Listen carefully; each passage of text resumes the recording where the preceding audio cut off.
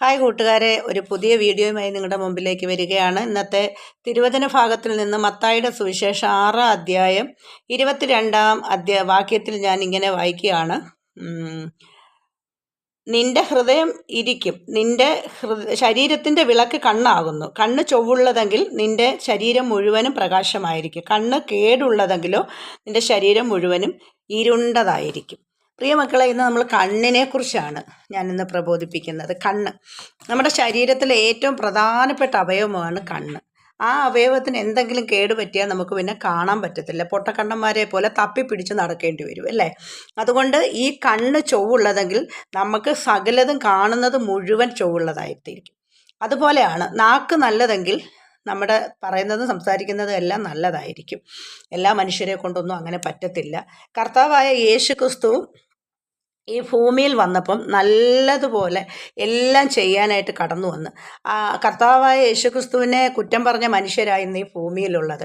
കർത്താവായ യേശുക്രിസ്തു ശുശ്രൂഷ ചെയ്തപ്പോൾ ഒരു ദേശത്തു നിന്ന് ഒരു ദേശത്ത് ഓടിച്ചു വിട്ട മനുഷ്യരാണ് ഉള്ളത്.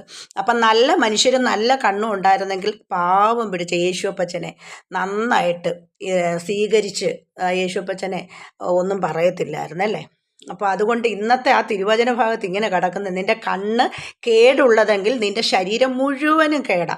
അപ്പം നമ്മളൊരു കൂട്ടുകാരെടുത്ത് സ്നേഹത്തോടെ ഇരിക്കുകയാണെങ്കിൽ, കൂട്ടുകാരോട് സംസാരിക്കുകയാണെങ്കിൽ, അദ്ദേഹം ഒരു തെറ്റ് പറഞ്ഞാലും നിൻ്റെ കണ്ണും കാതും ഒക്കെ നല്ലതാണെങ്കിലും ആ മനുഷ്യനത് ആ കൂട്ടുകാരനത് ഉപദേശിച്ചു കൊടുത്ത് അവനെ നല്ല വഴിയിലേക്ക് നടത്തും. ഇതുപോലെയാണ് കണ്ണ്. 5 പഞ്ചേന്ദ്രിയങ്ങളും നമ്മൾ കെട്ടിയിട്ട് വേണം ഒരു ലോകത്ത് ജീവിക്കാനും. അപ്പം എന്നാൽ ചോദിക്കും, കാണുന്നതിനെല്ലാം കണ്ണടച്ച് അതെ, കണ്ണടച്ച് കളയുന്നവനെ രക്ഷയുള്ളൂ. അല്ലാതെ ഉള്ളവൻ അങ്ങോട്ട് കയറി കണ്ണ് അടച്ച് എന്താടാ കുന്താടാന്ന് പറഞ്ഞ് തിരിഞ്ഞ് ചെന്നാൽ അത് തിരിച്ച് അതിൻ്റെ പ്രതിഫലം അതേപോലെ നമുക്ക് കിട്ടത്തുള്ളൂ. അപ്പം നല്ലത് ചെയ്താൽ നല്ലത് കിട്ടും, ചീത്ത ചെയ്താൽ ചീത്ത കിട്ടും, നന്മ ചെയ്താൽ നന്മ കിട്ടും, തിന്മ ചെയ്താൽ തിന്മ കിട്ടും. അപ്പം എന്ന് പറഞ്ഞതുപോലെ നല്ലത് കാണാൻ ഈ ലോകത്തിൽ നമ്മളെ ദൈവം നമുക്ക് ഭൂമിയിലേക്ക് കണ്ണ് തന്ന് വിട്ടിട്ടുണ്ട്.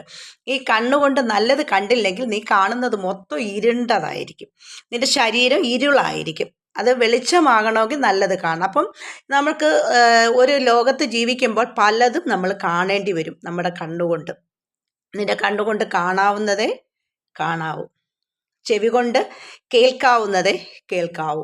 അപ്പോൾ ഈ വചനം എത്ര ശരിയാണ്. ദൈവം തമ്പുരാൻ ഒരു വചനം ശിഷ്യന്മാരോട് പറഞ്ഞു കൊടുത്ത് അത് എഴുതിച്ച് വയ്ക്കുമ്പം അത് ആ വചനം ദാസന്മാരൊക്കെ എന്തുമാത്രം കിടന്ന് സഭകളിൽ ചെല്ലുമ്പം ഘോര പ്രസംഗിക്കും. അത് ഈ ചെവി കൂടെ കേട്ട് ഈ ചെവി കൂടെ അങ്ങ് കളഞ്ഞിട്ട് പോകും. പിന്നെ ഒരു ഓർമ്മയില്ല. അത് ഗ്രഹിക്കുന്നവനാർ, ആ വചനം ഗ്രഹിക്കുന്നവനാർ. അതുകൊണ്ട് ഈ വചനം നമ്മളൊക്കെ ഒന്ന് ഗ്രഹിച്ചാൽ കൊള്ളാം. നിൻ്റെ കണ്ണുകൊണ്ട് നിൻ്റെ കൂട്ടുകാരനൊരു തെറ്റ് പറ്റിയാൽ ആ കണ്ണുകൊണ്ട് അത് കണ്ട് ചെവി കൊണ്ട് കേട്ടാൽ അതിനെ പറഞ്ഞ് മനസ്സിലാക്കി, അവൻ കേട്ടില്ല എന്നുണ്ടെങ്കിൽ അവൻ പോകുന്ന വഴിയെ പോകട്ടെ. അതുപോലെ നമ്മളും നമ്മുടെ കണ്ണുകൊണ്ട് കാണാത്തതും കേൾക്കാത്തതും കണ്ടു കഴിഞ്ഞാൽ നമുക്കും ചില തിക്ത അനുഭവങ്ങൾ ഉണ്ടാവും. എൻ്റെ ഒരു സാക്ഷ്യത്തിൽ നിന്ന് ഞാൻ നിങ്ങളോട് പറയാം. ഒരു മിനിറ്റ്. ഞാൻ എൻ്റെ കണ്ണുകൊണ്ട് ദൈവത്തോട് പലപ്പോഴും എൻ്റെ നാവ് കൊണ്ടും എൻ്റെ കണ്ണുകൊണ്ടൊക്കെ ഓരോ നിയമങ്ങൾ ചെയ്തിട്ടുണ്ട്. അതിനെ തെറ്റിച്ചിട്ട് എന്തെങ്കിലും ഒരു കാഴ്ചയ്ക്ക് പോകാമെന്ന് ഞാൻ ഇങ്ങനെ പറയും, കർത്താവേ എൻ്റെ കണ്ണിന് നേരെ ഒരു നീച കാര്യം കാണല്ലേ എന്ന് പറഞ്ഞിട്ട് ചില കാര്യങ്ങൾ നമ്മൾ നോക്കുകയാണെങ്കിൽ അവിടെ തിക്ത അനുഭവം നമുക്കുണ്ടാവും. ഞാൻ ഈയിടെ കാലം വെച്ചൊരു സർക്കസിന് ഒരാളുടെ കൂടെ ഞാൻ കടന്നുപോയി. സർക്കസിന് കാണാൻ പോകുമ്പോൾ എൻ്റെ മനസ്സിൽ ഇങ്ങനെ ആവലാതി പെട്ടുകൊണ്ടിരിക്കുക. പോകുന്ന ആളിൻ്റെ മനസ്സിലും ഉണ്ട്. ആ കയറുന്ന പോകുന്ന കൂട്ടത്തിൽ അതൊന്നും ഞാൻ കണ്ടിട്ടില്ല. എൻ്റെ ജീവിതത്തിൽ ഞാൻ സർക്കസ് കണ്ടിട്ടില്ല. അപ്പം ഞങ്ങളിങ്ങനെ ഒരു വഴിക്ക് യാത്രയ്ക്ക് പോയപ്പോൾ ഒന്ന് കയറി അതെന്താണെന്നൊന്ന് കാണാം. അപ്പം നിയമം തെറ്റിച്ചില്ലേ? കർത്താവിനോട് പലപ്പോഴും ഞാൻ നിയമം ചെയ്തിട്ടുണ്ടായിരുന്നു. എൻ്റെ പാപം തന്നെ ഞാൻ അങ്ങ് തുറന്നു പറയാം, നിങ്ങൾക്കും ഒരു പാഠമാകട്ടെ. ആ നിയമം തെറ്റിച്ച് ഞാൻ ചെന്ന് കുറേ നേരം ഇരുന്ന് കണ്ടു.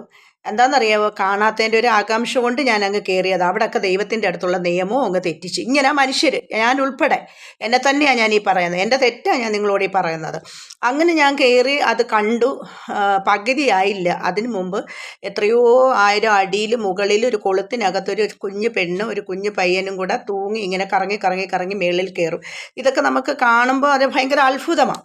അപ്പം ഞാൻ അവിടെ ഇരുന്നു കൊണ്ട് നോക്കിയപ്പോഴത്തേന് ആ പെണ്ണും ചെറുക്കനും അത്രയും ഉയരത്തിൽ നിന്ന് നേരെ നേരെ താഴെ വീണ് അത് ഓൾറെഡി അത് മരിച്ച് കാണാൻ സാധ്യതയുണ്ട്. അതേപോലെ അപ്പോൾ എല്ലാവരും പറഞ്ഞു അത് അതിലുള്ളതാണ്. ഇല്ല, എനിക്ക് വിശ്വാസം വന്നില്ല. കാരണം എൻ്റെ ദൈവത്തോട് ഉടമ്പടി ചെയ്തിട്ട് പോയ ഞാൻ ഓടിച്ചെന്ന് അവിടെ ഇരുന്ന കൗണ്ടറിലിരുന്ന് 2-3 പേരോട് ഞാൻ ചോദിച്ചു ഇത് ഉള്ളതാണോ, യഥാർത്ഥമാണെന്ന്. ഇതുകൊണ്ട് ഹോസ്പിറ്റലിൽ നിന്ന് ആൾ വന്ന് കൊണ്ടുപോയി ആ മനുഷ്യനെ, ആ കുഞ്ഞിനെ ഹോസ്പിറ്റലിൽ അഡ്മിറ്റാക്കി. അവിടുന്ന് അപ്പോഴും തന്നെ ഞാൻ അവിടുന്ന് ആ പോയ ആളും ഞാനും കൂടെ പെട്ടെന്ന് ഇറങ്ങി തിരിച്ചു വന്ന് ഞങ്ങൾ വീട്ടിലിരുന്ന് അതിനു വേണ്ടി പ്രാർത്ഥിച്ച്, ഏറ്റെടുത്ത് പ്രാർത്ഥിച്ച്.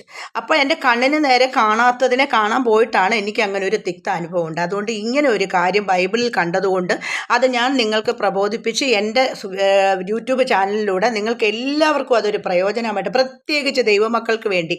ആ ദൈവമക്കളുടെ ഞാനൊരു ദൈവവേല ചെയ്യുന്ന ഒരാളാണ്. ഞാൻ ദൈവത്തിൻ്റെ അടുത്ത് നിയമം തെറ്റിച്ചു, ഉടമ്പടി തെറ്റിച്ചു. പലപ്പോഴും ഞാൻ ഉടമ്പടി എടുത്തിട്ടുണ്ട്. തലമുടി കറുപ്പിക്കത്തില്ല എന്ന് ഉടമ്പടി എടുത്തതായിരുന്നു. അപ്പം ചില സമയത്തൊക്കെ തലമുടി ഇങ്ങനെ നരച്ചിരിക്കുന്ന സമയത്ത് പിന്നെ ഡൈ ചെയ്യുന്ന സമയത്ത് എനിക്ക് മുടി വലുതായിട്ട് കറുത്തിട്ടില്ല, നരച്ചിട്ടില്ല. അപ്പം ഞാൻ ചുമ്മാതിരുന്നിട്ട് ആ ഉടമ്പടിയെ തെറ്റിച്ചുകൊണ്ട് ആ ബ്രഷ് എടുത്ത് വെച്ച് എൻ്റെ മുടിയുടെ ഈ സൈഡിലോട്ട് ഇങ്ങനെ. അപ്പം ദൈവത്തോട് നാം പലതും ഉടമ്പടികൾ തെറ്റിക്കാറുണ്ട്. ഈ വീഡിയോ എന്നെ എൻ്റെ തെറ്റുകൾ ഞാൻ വെളിപ്പെടുത്തുന്ന സാക്ഷ്യമായത്. അങ്ങനെ ഈ തെറ്റിനെ കാണാത്തതിനെ കാണാൻ പോയതുകൊണ്ട് എനിക്ക് തിക്ത അനുഭവങ്ങൾ കാണാൻ പറ്റും. അപ്പോൾ അവിടെ വെച്ച് എനിക്ക് വീണ്ടും ഒരു പാഠം പഠിക്കുവാൻ കഴിയും. അപ്പോൾ അതുകൊണ്ട് ഇന്നത്തെ ഈ തിരുവചനം നിങ്ങൾക്ക് എല്ലാവർക്കും അനുഗ്രഹമായി തീരട്ടെ. എന്താണ് കണ്ണിനെ നേരെ കാണാത്ത കാര്യങ്ങൾ, നമ്മൾ മറ്റൊരാളെ കാണുമ്പം വേറെ ദൃഷ്ടിയിൽ നോക്കാതിരിക്കുക, കുറ്റം പറയാതിരിക്കുക, ആ കണ്ണുകൊണ്ട് തന്നെ ഒന്നും പാപം ചെയ്യാതിരിക്കുക. ദാവീദ് ആ കണ്ണുകൊണ്ടാണ് പാപം ചെയ്തത്. മനുഷ്യരെല്ലാം കണ്ണുകൊണ്ടാണ് പാപം ചെയ്യുന്നത്. അതുകൊണ്ട് അതിനെ വെളിച്ചമാക്കി തീർക്കുക, ഇരുട്ടാക്കി തീരാതിരിക്കട്ടെ. നന്ദി. ദൈവത്തിന് മഹത്വം. അടുത്ത വീഡിയോയുമായി വീണ്ടും വരാം. ഓക്കേ.